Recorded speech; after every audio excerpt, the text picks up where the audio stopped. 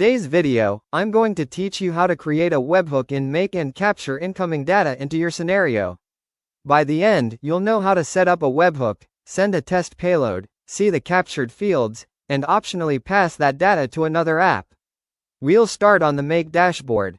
Open it up and create a new scenario. This gives you a clean canvas where your automation will live.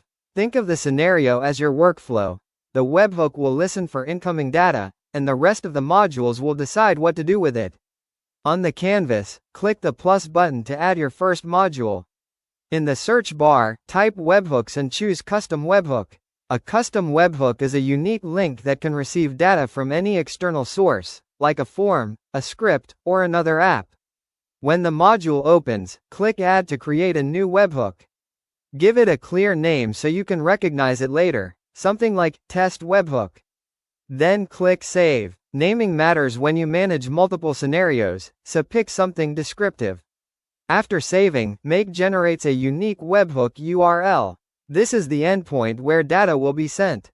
Copy the link to your clipboard and keep it handy.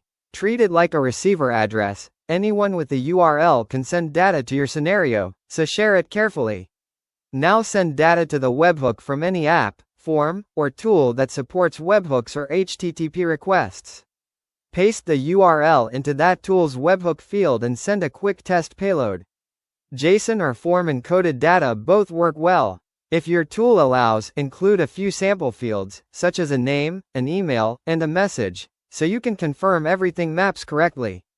Back in Make, click Run once on the scenario. This puts the webhook into listening mode. Leave this running while you trigger your test from the other tool.